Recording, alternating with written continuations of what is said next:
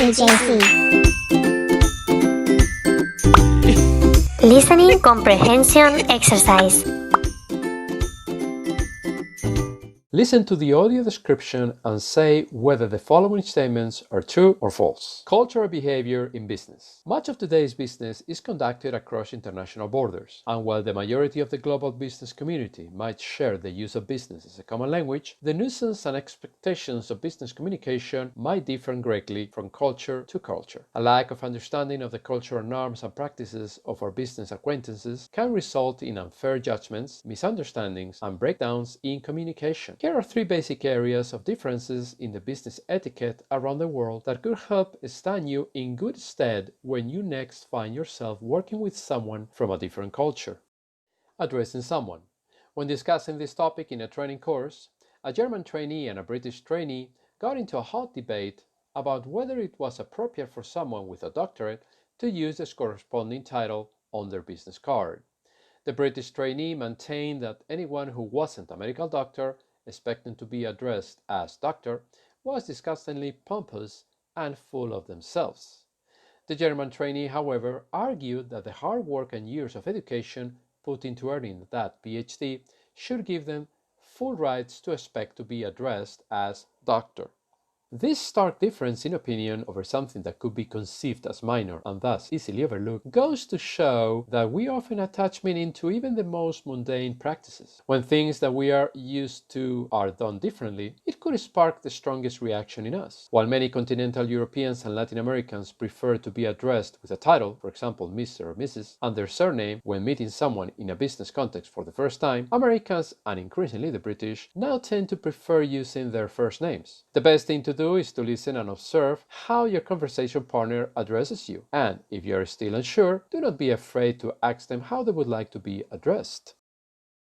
Smiling. A famous Russian proverb states that a smile without reason is a sign of idiocy, and a so-called smile of respect is seen as insincere and often regarded with suspicion in Russian. Yet in countries like the United States, Australia, and Britain, smiling is often interpreted as a sign of openness, friendship, and respect, and is frequently used to break the ice. In a piece of research done on smiles across cultures, the researchers found that smiling individuals are considered more intelligent than non-smiling people in countries such as Germany, Switzerland, China, and Malaysia. However, in countries like Russia, Japan, South Korea, and Iran, pictures of smiling faces were rated as less intelligent than the non-smiling ones. Meanwhile, in countries like India, Argentina, and the Maldives, smiling was associated with dishonesty. An American or British person might be looking their client in the eye to show that they are paying full attention to what is being said. But if that client is from Japan or Korea, they might find the direct eye contact awkward or even disrespectful. In parts of South America and Africa, prolonged eye contact could also be seen as challenging authority. In the Middle East, eye contact across genders is considered inappropriate, although eye contact within a gender could signify honesty and truthfulness. Having an increased awareness of the possible differences in expectations and behavior can help us avoid cases of miscommunication. But it is vital that we also remember that cultural stereotypes can be detrimental to building good business relationships. Although national cultures could play a part in shaping the way we behave and think, we are also largely influenced by the region we come from, the communities we associate with, our age and gender, our corporate culture, and our individual experiences of the world.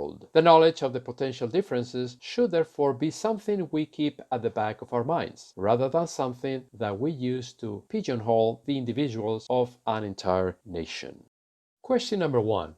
When doing business internationally, there is a possibility that we might misinterpret what each other is saying, even though we're speaking the same language.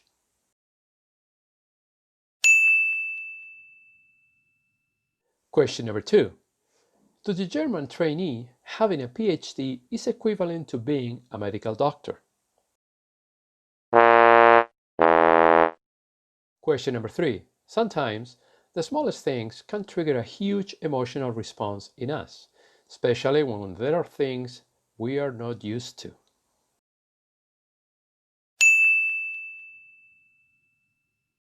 Question number 4. In the research done on the perceptions of smiles, people from different countries were asked to rate photos of smiling faces and non-smiling ones. Question number 5. Making eye contact can be interpreted in different ways in different cultures, but is almost always a positive thing. Question number 6. The writer recommends keeping possible cultural differences in the forefront of our minds when doing business with people from different cultures.